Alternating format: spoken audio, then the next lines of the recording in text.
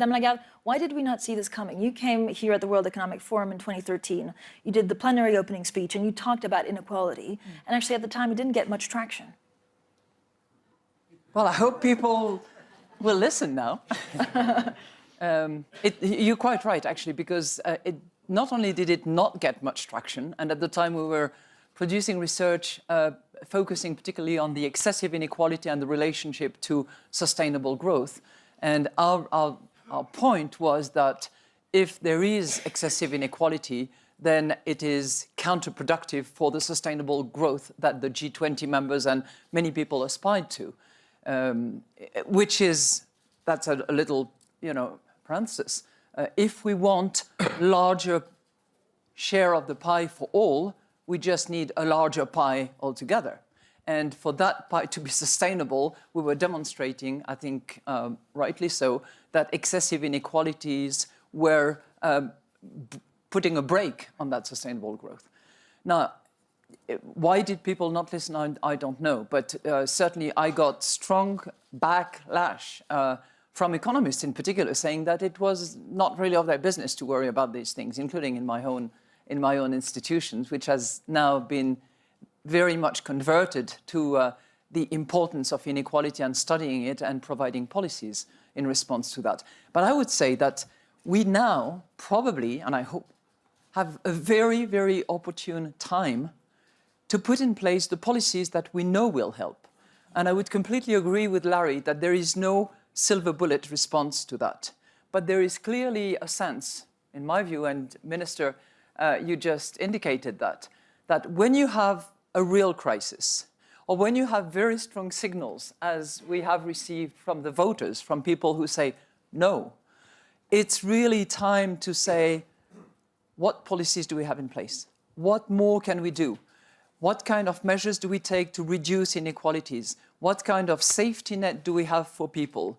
What education, training do we have in place in order to respond, not necessarily to globalization, but to the technologies that are going to completely disrupt and change the working place for a long time? So if policymakers do not get the signal now, I don't know when that they don't listen to my opening speech back in 2013, it's okay. But if they receive the feedback from the voters who say no, then they really have to think it through and see what can be done. And there are things that can be done. Fiscal, structural reforms, and the monetary policies that Pierre Carlo alluded to. But it needs to be granular, it needs to be regional, it needs to be focused on what will people get out of it. And it probably means more redistribution that we have in place at the moment. Larry. I'm half in agreement with Christine and half in disagreement. Let's have half a disagreement. Christine has made a huge contribution to the global dialogue in the way that she has given the IMF a face of concern about human issues in a way that it didn't before, of which equality is one, and that's been a huge contribution for which I salute her. I think it is important to distinguish, though, between redistributionism and populism. Look, the United States has just elected the world's most visible symbol of conspicuous consumption.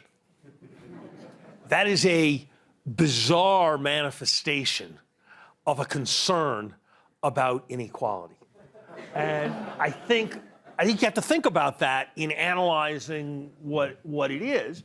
And I think the answer lies in some of the things that Ray talked about in his initial remarks and that I tried to touch on, having to do with the middle class. When you say inequality, the first thing you think about, and it's a very important issue, is the poor and what you're going to do to support the poor.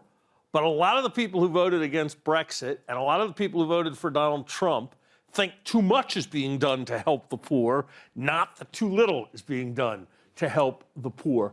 And so I think this sense of what I've called responsible nationalism, a way of bringing greater cohesion to countries and having more of a sense of governments as standing up for the broad center of the population is very much at the heart of it. And I think framing this in terms of inequality captures some of what's going on, but I don't think there is as much of an element of envy, and I think there is more of a desire for national unity and strength than the emphasis on inequality suggests. So that would be the nuance of difference that I would highlight. So, Ray, do you agree with that? And was it the same fear that led to Brexit and Trump?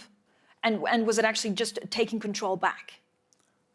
I think it's a phenomenon that has happened through history that we've seen repeatedly. And so I think we just look at it. It is most obviously in the 30s.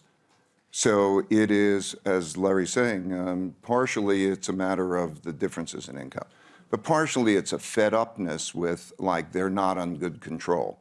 Partially it's a lack of this, what Davos represents, which Davos represents the inclusiveness of speaking, but this is a group of elites, essentially. So it's an anti-Davos way of operating. I'm not represented. And I'm saying in the 1930s, if you look, every country in the 30s ended up becoming more extreme. Like Bernie Sanders was Huey Long. So if you look at the repeat and you say, what were those elements? They've repeated over time, right? And so I think you have to have an iconic vision of what that is. And I think it's living itself out now globally. It's not just income.